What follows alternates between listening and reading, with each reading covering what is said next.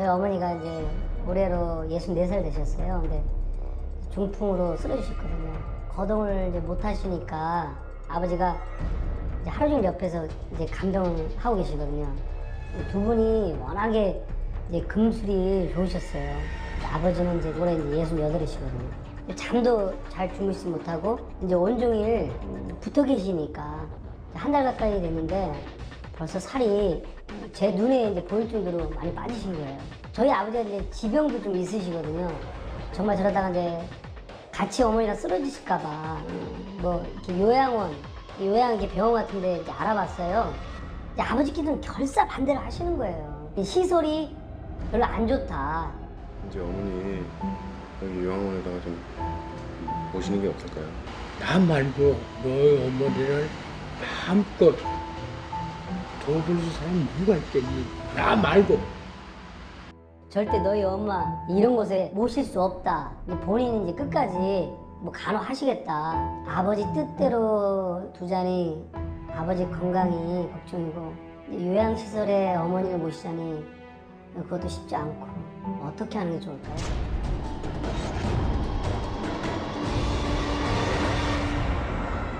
어머니 병간호를 직접 하고 계신 아버지 때문에 고민을 하고 계신 아들이 30대거든요. 어머니가 아예 거동을 하지 못하게 되신 게 한 달 정도 되셨고요. 아버지도 지금 지병이 있으시고 그리고 아들 같은 경우는 일도 그만두지 못하는 상황이라서 요양시설에 보내면 어떨까라고 하는데 아버지가 그걸 극구 반대하시고 본인이 직접 하겠다고 하시는 거예요. 그래서 아들이 어떻게 해야 되나 이렇게 고민을 하고 있는 그런 사연이거든요.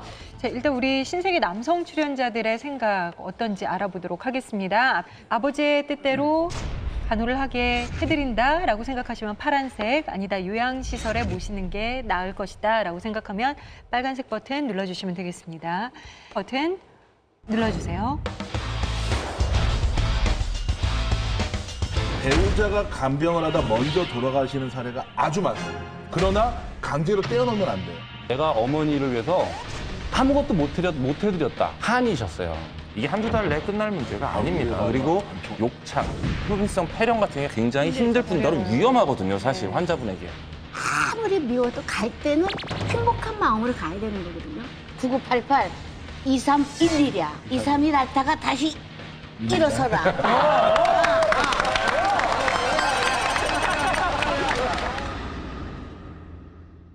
버튼 눌러주세요.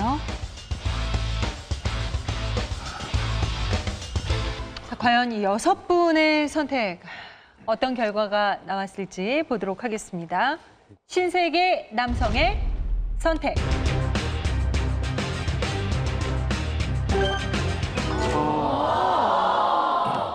장진영 변호사와 양재진 원장만 요양시설에 모신다라고 하셨고요.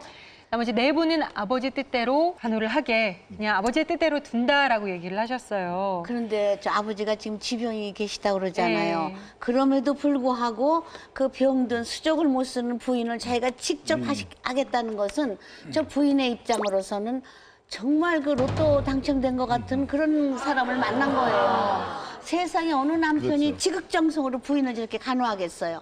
저것은 아마 저 부인이 보통 한 1년밖에 못 사실 거 한 7년, 8년 정도 늘어나실 겁니다. 왜냐하면 내가 누워있을 때 가장 가까이 들 사람은 남편이에요. 그냥 그 아버지가 원하시는 대로 이렇게 하시는 게 좋을 것 같아, 나는. 그러면 삼희자 씨의 의견도 네. 큰형님 한번 얘기 들어봤으면 좋겠어요. 또, 네. 또. 내 의견은 아무것도 아니냐? 뭘 그런 거만 보여주세요. 되게 잘 크시죠. 제가 아는 목사님은 이제 중풍으로 쓰러지셨는데 사모님이 간병하시다 사모님이 먼저 돌아가셨어요. 왜냐하면 그게 이제 일단은 경제적인 거 어려우니까 혼자 할 수밖에 없고 또 아들 며느리 있지만 잠깐 왔다 들렸다가 돈만 놓고 가는 상황이고 그러다 보니까 건강하셨는데 나중에는 정말 난처한 상황이 벌어진 거예요. 이제 병자 한 분만 남으시니까 정말 그 아들 며느리가 너무너무 후회하는 그런 걸 저는 실제 봤어요. 제가 암 환자를 보면요. 배우자가 간병을 하다 먼저 돌아가시는 사례가 아주 많습니다. 아, 실제로? 오히려 암 환자는 더 살고 생존하시고 간병하다 사람이 지쳐가지고 왜냐하면 안 하던 일을 해야 돼요. 간병이라는 건. 이태원 중풍 환자 같은 경우는 부축해서 목욕하는 법을 다 배워야 되고요. 연세 드신 분이 그 힘을 감당할 수가 없어요. 지병도 있고 연세가 드신 분이 오랫동안 간병하는 건 불가능해요, 사실은. 그러나 왜 아버지가 간병을 해야 되냐고 하냐면 결사반대라니까. 네 엄마를 누구한테 맡기냐 하는 마음이 있을 때 강제로 떼어놓으면 안 돼요. 그 시간을 줘야 됩니다. 두 분이서 인생도 정리하고 그리고 내가 부인을 고생만 시키고 내가 미안한 거에 대한 어떤 뭐 속죄면 속죄라고는 할까요? 이런 시간을 충분히 가지신 후에 그리고 나서 요양원을 가도 늦지 않는다고 생각해요. 그러니까 실제 저희 아버지가 올해 80인데 탈장 수술하시고 나서 지금 거동이 많이 불편하세요. 네. 그래서 어머니한테 물어봤어요. 이 주제가 있는데 어머니 어떻게 생각합니까? 나는 마음이 요양원을 보내는 건 그렇고 간병인을 두고 아버지랑 같이 집에 있고 싶다. 그런 의견을 받아들여야 돼요, 사실은. 그러니까 여러 가지 경우의 수가 다 있습니다만은 그 상황에 맞게 어떻게 있어야죠. 보니까 인생의 마무리 시간들이잖아요. 그럼요. 부모가 해로를 평생을 한 그럼요. 거잖아요. 근데 그 요양원이라는 게 참 어떻게 보면 전문 기관에서 환자에게 더 도움이 될 수는 있어요. 음식 다 환자한테 맞춰서 주고 맞춤형으로. 그리고 또 와서 하시는 분들이 전문해서 욕창도 안 생기게 다 씻겨드리고 하지만 환자의 가장 큰 부분이 뭐냐? 마음적인 부분이에요. 그 요양원에 가보면 물론 건강한 분도 계시겠지만 나는 정신이 멀쩡한데 주변에 계신 분들은 살아도 살아계시지 않는 분들이 많아요. 그런 모습들을 보고 가족들이 처음에는 자주 와요. 그러다 요양원이라는 시설이 우리나라가 멀잖아요. 그러다 보면 띄엄띄엄 와요. 그 이 환자는 몸적으로는 건강할지 모르지만 정신적으로는 너무 외로워서 몸적인 것보다 정신적인 게 더 충격이 빨리 와서 더 가시는 분이 많아요. 지금의 시어머니가 실버타운을 했어요. 워낙 성격이 강한 분이니까 나는 자식 데리고 싫다. 실버타운에 보면은 뭐 간병인도 있고 뭐 식다도 그때 주고 갔다 몇 달 만에 나오셨어요. 맨날 앰뷸런스가 올린대요. 다 같은 분들이 계시니까 앰뷸런스 올리고 막 오면은 이렇게 실려가시고 뭐고. 네, 그러니까는 더 우울증이 오고 더 겁이 나더래요. 그래서 바로 나오셨어요. 그러니까는 저는 그래요. 지칠 때 지치더라도 원 없이 배우자하고 함께 하는 거는 저는 바람직하다고 그래요. 사실 네. 저 간호란 게 엄청 어려운 거예요. 맞아. 그런데도 저는 이렇게 같이 해드리게 계시게 하는 게 낫겠다고 생각하는 것이 뭐냐면 지금 한 달밖에 안 됐잖아요, 사실. 아직 한 달은 아직 괜찮아요. 조금 더 있어 보세요. 진짜 어떻게 될지 몰라요. 참 말하기 좀 못한 얘기인데 우리 집사람이 이제 큰 수술을 받은 지 8년 됐어요. 벌써 3번을 했어요. 지금 굉장히 힘들어요, 제가. 근데 엄청 힘든데 제 아내한테 평생 지금까지 살아오면서 다 못 줬어요. 그 다 못 준 것이 너무 맺혀가지고 다시 또 사람 만나가지고 또 그런 경우 막 싫어. 너무 무서워.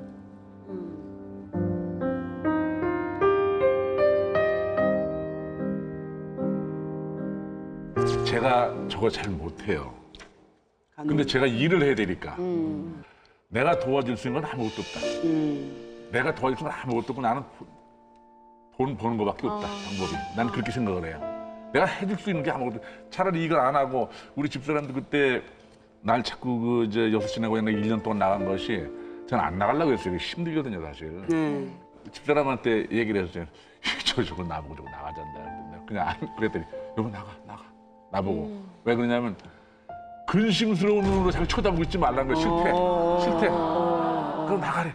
한 두어 주만 하고 말겠다고 나가봤는데 다녀보니까 이게 사실 둘이 같이 좋더라고. 윈윈이에요. 어떻게 윈윈이냐면 나도 스트레스 풀려요. 밖에 나가서. 근데 그거 풀리면서 어느 정도 뭐 큰 저건 아니지만 그래도 이렇게 좀 간병이라든가 살 수 있는 저것이 더 되고. 경제적인 것도 도움이 되고. 그렇게 되니까 이게 윈윈 작전이구나. 내가 힘들어도. 그럼 처음에는 그 일을 하시기 전에는 병간호를 하셨어요, 직접? 장기간 있을 때는 간병 써가지고 했는데 이제 하루 이틀 이렇게 있으면은 그 병원에 있는 동안 내가 있어야죠. 같이. 아이고 못 봐요 옆에서 힘들어서. 사랑하는 사람 아픈 게 보는 게 굉장히 괴로운 거예요. 이분 내가 생각할 때 참 엄청 힘들고 또 본인도 저 지병이 있으시다며요. 그러니까 아들 입장도 이해가 가요. 어머니가 가시면 좋겠는데 저런 요양원에 어디 가면은 또 공동생활 규칙이 있을 거예요. 네. 뭐 기상 시간이 있고, 네. 잠잘 시간이면은 잠 안 오는데 누가 자라고 불 다 끄면 있어야지. 자기 혼자 불 켜놓고 떠들면 그 옆 사람한테 방해되니까. 근데 그런 경우도 집에 이렇게 두 분이 같이 있으면 잠 안 오면 그냥 두런. 옛날에 걔 큰애는 어떻게 썼지? 아이고, 어릴 때 노래도 맞아. 이렇게 하면 그러다 보면 잠도 오고. 나는 아마 그런 생각이 들어요. 그래서 두 분이 같이 하시는 게 낫겠다. 집에서 아직은. 감정을 하면서. 근데 그리고 저 아버님이 걱정되지 두 분이 않아요? 또 이렇게 계시다가요. 이렇게 했다가 무슨 문제가 있냐면 이렇게 금실 좋은 분들은요. 이렇게 한 분이 떠나면요. 다른 한 분 금방 가요. 예, 그렇지. 금방 가버려요. 그런 경우도 있지만 금세 또 재혼하는 경우도 많더라고요. 저는 여기서 누르는 분들이 누군들 여기에 대해서 쉽게 이렇게 결론을 얼른 내렸을 거라고 생각하지 않아요. 굉장히 고민이 되는 사안이고요.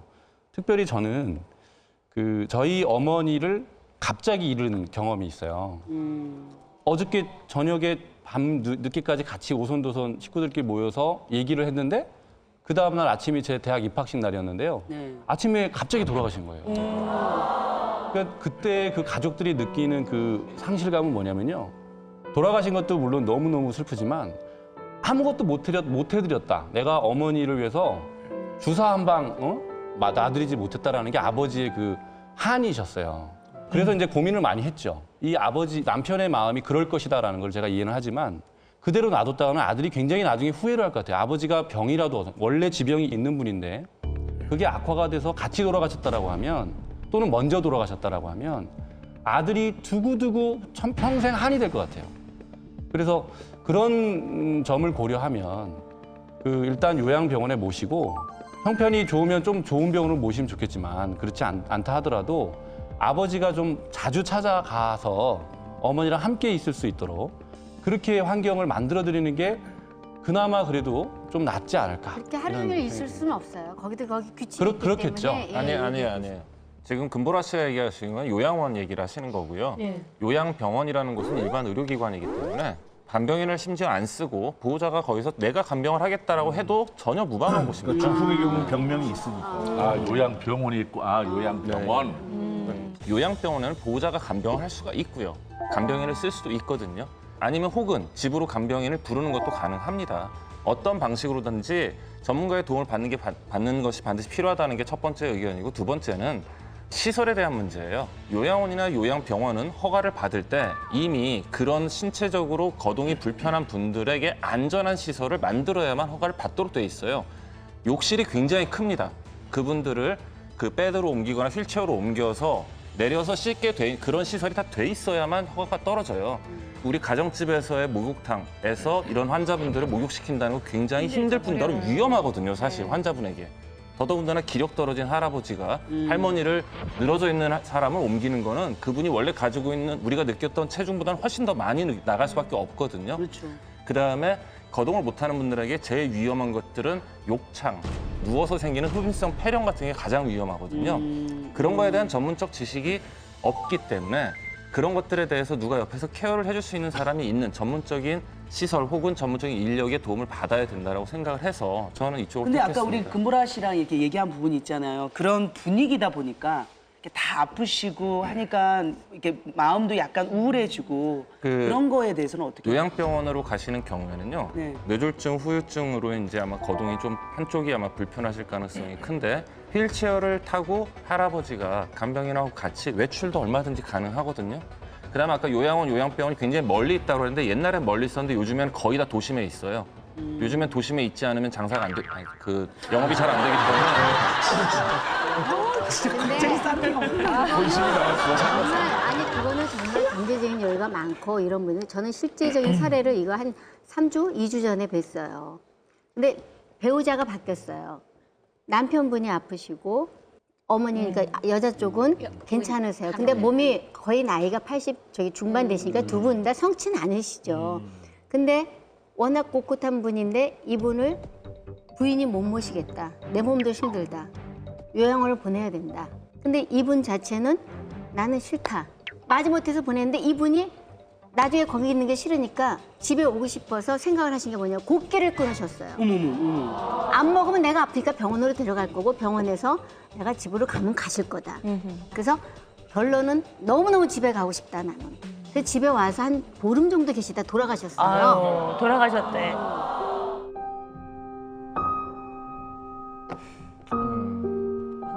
모르겠다. 근데 사람이 그런 게 있어요. 마무리가 좋아야 된다 그러잖아요. 아무리 미워도 갈 때는 행복한 마음으로 가야 되는 거거든요. 정말 내가 너무 많은 사람을 힘들게 하면은 그 본인 스스로는 더 힘들어요. 아, 그럼요. 근데 그분이 집에 있고 싶다라는 거는 어떻게 보면 자기가 마무리할 때 마무리하기. 그렇죠. 옛날 어른들은요 돌아가실 때 네. 자식들이나 자손들한테 네. 민폐를 끼치기 싫어서 곡기를 끊으셨어요. 네. 깨끗이 돌아가고 싶은 네. 마음에. 어떻게 보면 그렇게 좀 마음도 아프게 돌아가셨는데 그래서 그걸 제가- 보고 금보라 씨 아니 요양원에 계실 때 가봤어요. 네, 예, 예. 가봤는데 정말 살아도 살아계신 분들이 아니에요. 의학적으로 연명하는 거예요. 시설 좋죠? 목욕탕 넓습니다. 깨끗하게 애들이 욕창 안 생겨요. 숨만 쉬고 있는 거예요. 사람이라는 게 행복의 권리가 뭐야? 웃고 떠들고 보고 그리움이 없어야 되는데 그러니까 이거 자꾸 모든 게 다 있는 거예요.